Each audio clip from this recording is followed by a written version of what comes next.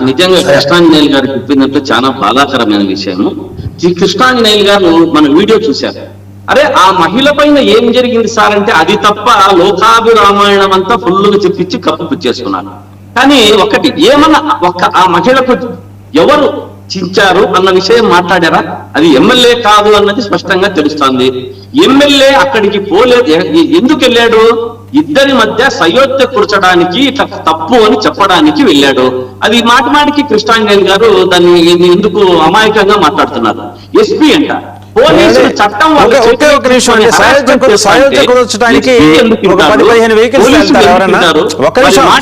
పరిస్థితిలో ఒక మహిళకు జరిగిన అన్యాయాన్ని పక్కన పెట్టి శ్రీకాంత్ గారు ఒక్క నిమిషం ఆగండి, మీరు ఆగండి, మీరే మాట్లాడారు. ఒక్క నిమిషం ప్రభుత్వానికి మీకు శ్రీకాంత్ గారు ఒక్క నిమిషం ఆగండి. ఇప్పుడు సయోధ్య కుదర్చడానికి బందోబస్తు తోటి మంది మార్బులంతో వెహికల్స్ వేసుకొని పోవాలా? ఆయన ఒక్కడే సరిపోతుందిగా. ఎమ్మెల్యే పోతే ఎమ్మెల్యే వెనకమ్మడి 2 జీపులు పోవడం పరిపాటి. ఎక్కడ ఒక్కరు ఎమ్మెల్యే తిరుగుతున్నారో చెప్పండి. ఎమ్మెల్యేతో పాటు 10 మంది 20 మంది 40 మంది తప్పకుండా పోతారు. అక్కడ ఉన్నటువంటి దాన్ని రిస్ట్రిక్షన్ చేయాలంటే చేశారు. పోలీసులకు చెప్పారు, పోలీసులు మాట వినలేదు. పోలీసులు కూటమి ప్రభుత్వానికే ఒత్తాసు పలికారు. ఆ కృష్ణాంజనేయులు గారు మరొక్కసారి చెప్తున్నా, కూటమి ప్రభుత్వానికే ఒత్తాసు పలికారు. అక్కడ వారు టీడీపీ కూటమి ప్రభుత్వం వైపే నడిచారు అన్నది బాగా గుర్తుపెట్టుకోవాలి.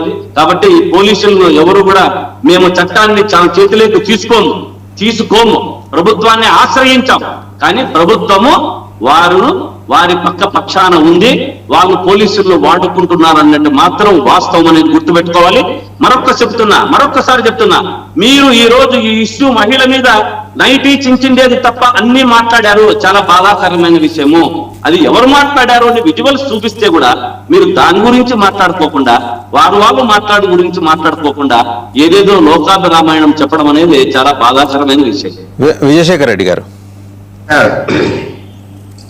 సార్, శ్రీకాంత్ గారు ఆ పక్క ఫ్యాక్షన్ ఏరియాస్ నుంచి వచ్చిన వ్యక్తులు ఉన్నారు.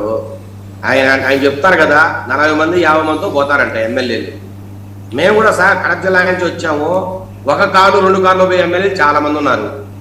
అసలు డ్రైవరు గన్మెన్తో పోయేవారు ఇంకా చాలా మంది ఉన్నారు. మీరు ఈయన వైఎస్ రాజశేఖర రెడ్డి హయా నుంచి చూసిన వ్యక్తి కాబట్టి ఆ సంస్కృతికి అలవాటు పట్టిట్టున్నారు అంతే. అది కూడా ఆలూరు అవన్నీ దగ్గరే కదా సార్ పులివెందులకి. కాబట్టి అందరికీ ఒకే రకమైన సంస్కృతి వచ్చినట్టుంది. అంతేగాని సార్ జరిగిన తప్పును ఇది తప్పు జరిగింది అని మాట్లాడకుండా సార్ నేను అంటున్నా సయోధ్య కుదర్చడానికి వాళ్ళు ఏమైనా ఇద్దరు వైసీపీ కార్యకర్తలా? సూటిగా ప్రశ్నిస్తున్నా నేను. ఇద్దరు వైసీపీ కార్యకర్తలు అయితే వాళ్ళ మీద సయోధ్య కుదర్చడానికి అది కూడా అర్ధరాత్రి కూడా పోవడం సార్. మీరు కుదర్చండి సయోధ్య. ఎవరి మీద కుదర్చాలి? ఒక వైసీపీ ఒక టీడీపీ కార్యకర్తల మధ్య మీరు సయోధ్య కుదుర్చారా? అంటే వైసీపీ ఎమ్మెల్యే చెప్తే టీడీపీ కార్యకర్త వింటాడా? వాళ్ళకు నాయకులు లేరా? వాళ్ళకు పార్టీ లేదా? సార్ అసలు జరిగింది ఏంటి? మీరు చేస్తున్న అక్రమ ఇసుక దందా, మీరు ఏదైతే అక్రమ ఇసుక దందా చేస్తున్నారో దాన్ని ప్రశ్నించాడని, అది కూడా ఏది ఫోన్ కాల్లో. సార్ చూడండి, గలాగా ఎక్కడ స్టార్ట్ అయిందో చూడండి. ఒక ఫోన్ కాల్లో ఒక వైసీపీ నాయకుడు ఒక టీడీపీ నాయకుడు మాట్లాడుకొని ఆ రకంగా అది పెద్దదయ్యి వాళ్ళిద్దరి మధ్య జరగాల్సిన సమస్యను ఎమ్మెల్యే మీది పులిమి ఆ వైసీపీ నాయకుడు చెప్తారంట, సార్ మిమ్మల్ని కూడా తిడుతున్నాడు, మిమ్మల్ని కూడా బండబూలు తిట్టాడు అని చెప్పితే ఈయనకు ఆవేశం పొంగిపోయి అత్తలేక ఒక 100-200 మందిని పిలిచి కత్తులు కటాలతో ఆయన మంది మార్బలంతో జీవులేసుకొని ఆయన పోతే అది సయోధ్య కూర్చున్నట్ట సార్. అది కూడా అర్ధరాత్రి. సార్ నేను అడుగుతున్నా, ఒక వ్యక్తికి తల పగిలింది, ఆ వ్యక్తి ఈరోజు బళ్ళారిలో ఇబ్బందికరమైన పరిస్థితిలో ఉన్నాడు, అది సయోధ్య పోయినట్ట? అట్లాగే ఒక మహిళ, ఒక ఒంటరిగా ఉన్న మహిళ ఇంటికి పోయి కాల్చి చంపండి, వాళ్ళు ఈయన మొగుడిని కాల్చి చంపండి అని ఆయన మాట్లాడితే అది సయోధ్య పోయినట్ట? సార్ నేనంటున్నా, మీరు చూపిస్తున్న విధులసే మాట్లాడతాం. ఒకవేళ వాళ్ళ భర్త అయ్యి ఆమె ఏమన్నా చూడండి ఈయన పరిస్థితి ఎట్లా ఉందని దగ్గరికి లాగాడేమో, మీకేమైనా కరెక్ట్ గా కనపడుతుందా విజువల్స్? ఆమె దుస్తులు చింపినట్టు ఏమైనా కనపడుతుందా? నాకైనా కనపడ్డ దగ్గరికి లాగాడేమో చూడండి పరిస్థితిని. ఇట్లా రకరకాలుగా అసలు సార్ కారణం ఏంటి సార్? ఎవరినా లాగని పక్కన పెడదాం. నేనంటున్నా ఆ టైంలో పోవాల్సిన అవసరం ఎమ్మెల్యేకి ఏంటి సార్? ఇప్పుడు కృష్ణాంజనేయులు గారు అద్భుతంగా చెప్పారు. ఒక ఎమ్మెల్యే ఫోన్ చేస్తే డిఎస్పీ పలకడా?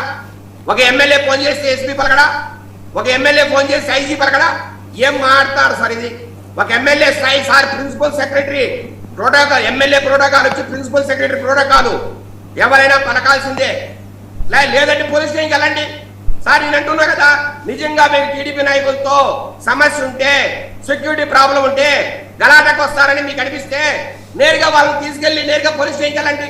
పోలీస్ స్టేషన్లో కూర్చోండి, మాకు న్యాయం చేయండి, మమ్మల్ని కొడుతున్నారని మీరు మాట్లాడండి, తప్పేముంది సార్.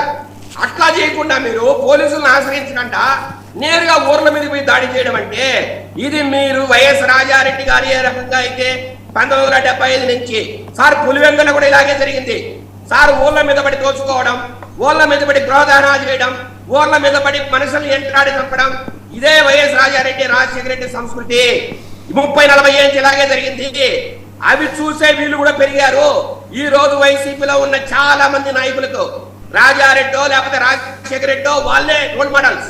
అందువల్ల ఇలా జరుగుతోంది, అందువల్లనే ఈ రకంగా వీళ్ళు రెచ్చిపోతున్నారు. సార్ నేనంటున్నా, ఎక్కడైనా మాట్లాడండి విజయశేఖర రెడ్డి గారు. ఐ థింక్ ఫ్రీజ్ అయినట్టుంది. అతని అబద్ధాలకి వసంత్ గారు, అతని అబద్ధాలకి టీవీని ఫ్రీజ్ అవుతారు. ఏం చేస్తాం సార్? మాట్లాడండి. నేనంటున్నా సార్, మధ్యలో ఏదో కొంత వైఫై ప్రాబ్లం ఉన్నట్టు. సార్ నేనంటున్నా, ఈ రకమైన సంస్కృతిని ఏదైతే మీరు దాడుల సంస్కృతితో సార్, అంతెందుకు సార్, ఈ మధ్య కాలంలో చూసాం రకరకాల ఊర్ల మీద పడి గృహదానాలు చేయడం, రకరకాల ఊర్ల మీద పడి మనుషులను చంపడం. సార్ వైఎస్ రాజారెడ్డి గారి మీద 12 కేసులు, రాజశేఖర రెడ్డి గారి మీద 13 కేసులు, అసలు పెట్టుకుంటూ పోతే జగన్మోహన్ మీద 100 పైన ఉండేది. ఈ రకంగా మీరు విష సంస్కృతి పెంచి పోషించి సార్, ఇంకోటి అడుగుతున్నా సార్, ఇంతవరకు ఎక్కడైనా ఇన్ని సమస్యలు వచ్చాయి కదా, ఏ ఒక్క దగ్గరైనా వైఎస్ జగన్మోహన్ రెడ్డి గారు కనీసం ఖండించారా? ఇది తప్పుని మాటారా? పైపెచ్చు చిన్నపిల్లాడు అంటాడు. ఎవరైనా చేయండి, ఏ తప్పైనా చేయండి.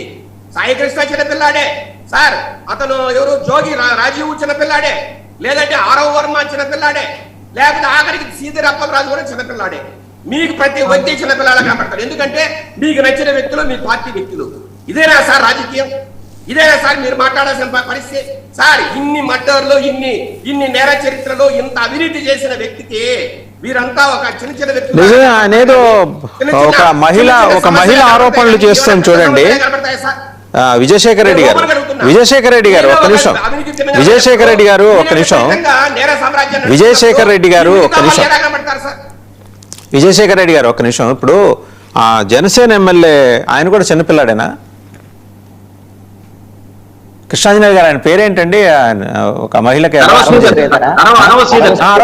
కూడా చిన్నపిల్లాడేనా? మీరు ఆగండి శ్రీకాంత్, నేను ఈయన అడుగుతున్నా విజయశేఖర రెడ్డి గారిని.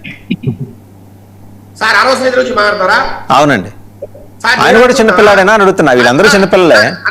విషయం నేను ఈరోజు చెప్తా వినండి సార్.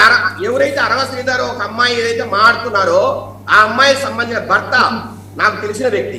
అతను బద్వేలు ప్రాంతానికి సంబంధించిన వ్యక్తి. అతని పేరు మణి. సార్ మణి అనే వ్యక్తికి 1 సంవత్సరం ముందు నుంచి తెలుసు ఆ అమ్మాయి అతని ఎమ్మెల్యేతో క్లోజ్ గా ఉందని. వారిద్దరు పెళ్లి చేసుకొని కూడా మాట్లాడారు. అసలు మణి అనే వ్యక్తిని కూడా తీసుకొచ్చి 3 ఫోన్ కాల్లో మాట్లాడారు. చాలా ఫోన్ కాల్స్ వాళ్ళ 3 మధ్య నడిచాయి సార్. ఇవన్నీ కూడా సార్ అన్ని వాళ్ళకి సమ్మతంగానే జరిగింది సార్. ఎప్పుడైతే మరెందుకు ఆమె బయటకు వచ్చి అలా మాట్లాడుతోంది? అన్ని సమ్మతంగా జరిగితే ఆమె ఎందుకు బయటకు వచ్చి మాట్లాడుతుంది సార్? ఆ అమ్మాయి అడిగిన విధంగా అతను ప్రవర్తించలేదో అప్పుడు వాళ్ళు రకరకాల మాట మొదలు పెట్టారు. 25 కోట్లు కావాలా సార్? సార్ అరవ శ్రీధర్ దగ్గర కట్టేసి కొడితే కనీసం ఒక 2-3 లక్షలు ఉండదు. చాలా పేదవాడు అరవ శ్రీధరు. అలాంటి వ్యక్తి దగ్గర 25 కోట్లు ఎలా వస్తుంది సార్? ఆమెకి 25 కోట్లు కావాలంట. 5 అబార్షన్లు అంట సార్. 5 అబార్షన్లు ప్రూఫ్ ఏంటి? నాకు 5 అబార్షన్లు జరిగిందని చెప్తాను. దాన్ని 5 అబార్షన్లు ప్రూఫ్ ఏంటి? ఎవరు చెప్పారు? ఏ డాక్టర్ చెప్పాడు? చూపేయండి ఎక్కడన్నా మీకు సాక్ష్యాధారాలు ఉంటే. సార్ అలిగేషన్లు నేను కూడా చేస్తా.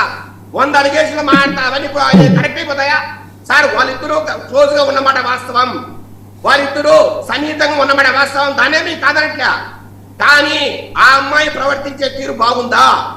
నువ్వు పెళ్లి చేసుకుని అడిగావు, పెళ్లి చేసుకోవడానికి ట్రై చేయి. అంతేగాని సార్ 25 కోట్లు డబ్బు ఇవ్వండి, లేదంటే నా మీద 5 సార్లు అఘాయిత్యం చేశాడు సార్. బాగున్నప్పుడు 1.5 సంవత్సరం హ్యాపీగా ఉండి సార్ అర్ధరాత్రి పూట ఎన్నో సార్లు అరవ శ్రీధర్ వాళ్ళ ఇంటికి వెళ్ళడం చాలా మంది చూశారు కోడూరులో. నేను ఓపెన్ గా చెప్తున్నా ఈ విషయం. నేనేమి మాకు సంబంధించిన ఎమ్మెల్యే అని చెప్పట్లే. అంత ఓపెన్ గా మీరిద్దరు కలిసి తిరిగి ఆనందంగా ఉండి అంటే బాగున్నప్పుడు ఎంజాయ్ చేస్తారు. బాగున్నప్పుడు రొమాన్స్ బాగుంటది, బాగలేనప్పుడు మాత్రం మా మీద అగత్యాన్ని మాట్లాడతారా? మాకు 5 సార్లు అబార్షన్ అంటారా? ఊరికే అబార్షన్ అయిందా సార్? ఒకవేళ నిజంగా ఇంటే ఊరికే అవుతుంది అబార్షన్? మీరు ఇద్దరు కలిసి ఉంటేనే కదా అయ్యేది. సార్ 5 సార్లు అంటున్నారు.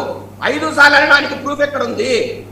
నేను ఓపెన్ గా చాలా డిబేట్ చేస్తున్నా. అమ్మాయిని తీసుకురండి, మాట్లాడతాను నేను కూడా. మా పక్కూరే రైల్వే కోడూరు, మాకు 30-40 కిలోమీటర్ దూరం. నాకు సర్వం తెలుసు ఆ విషయం. వాళ్ళ భర్త ఈ ఇష్యూ బయటకు వచ్చిన తర్వాత కూడా వాళ్ళ భర్త మా ఇంటికి వచ్చి మాట్లాడాడు, నాతో మొత్తం విడమరి చెప్పాడు ఏం జరిగింది అనేది. సార్ నేను ఒకటి ఉన్నా, అరవా శ్రీధర్ది తప్పంటే ఆ అమ్మాయిది కూడా తప్పే సార్. ఒక ఎమ్మెల్యేతో ఫస్ట్ టైం కాల్లోనే 2 గంటలు మాట్లాడతారా? అంటే ఏమని మాట్లాడాలి సార్? 2 గంటలు ఏముంటుంది సార్ ఒక అమ్మాయికి, ఒక ఎమ్మెల్యేతో మాట్లాడడానికి? అంటే మీరు ట్రై చేయట్లేదా అతన్ని ఇన్ఫ్లుయెన్స్ చేయడానికి? మీరు ట్రై చేయట్లేదా నా బుట్టలు వేసుకోవడానికి? కృష్ణాంజనేయులు గారు, ఈరోజు విజయశేఖర రెడ్డి గారు మనకు కొత్త కోణం ఆవిష్కరించారు. సో అమ్మాయిది ఒక అరవ శ్రీధర్ తప్పు కాకపోతే అమ్మాయిది తప్పు కాదు, ఆ అమ్మాయిది తప్పు అయితే అరవ శ్రీధర్ కూడా తప్పే. అరవ శ్రీధర్ని ఇక్కడ తీసుకొచ్చి అరవ శ్రీధర్ గారిని బాధితురాలు, వారి పేరు నాకు తెలియదు, వారిని కూడా తీసుకొస్తే నేరుగా డిబేట్ చేస్తానంటున్నారు విజయశేఖర రెడ్డి గారు. ఇక్కడ వాసుదేవన్ గారు, మనము ఆలూరు ఎమ్మెల్యే విరూపాక్ష గురించి మాట్లాడుతూ అరవ శ్రీధర్ ప్రస్తావనలోకి వెళ్ళాం కాబట్టి దానికి సంబంధించినటువంటి అంశం కూడా నేను మాట్లాడాను. ఇప్పుడు విజయశేఖర రెడ్డి గారు మాట్లాడిన దాంట్లో వాస్తవ దూరంగా ఉంది ఆయన వాదన. ఎందుకు అని అంటే ఇక్కడ చట్టపరంగా నేను చెప్తున్నాను, ఎమ్మెల్యే తన పదవిని అడ్డం పెట్టుకొని, అధికారాన్ని అడ్డం పెట్టుకొని తన దగ్గరకు వచ్చినటువంటి ఒక ప్రభుత్వ ఉద్యోగిని లోపరుచుకోవటం అనేటువంటిది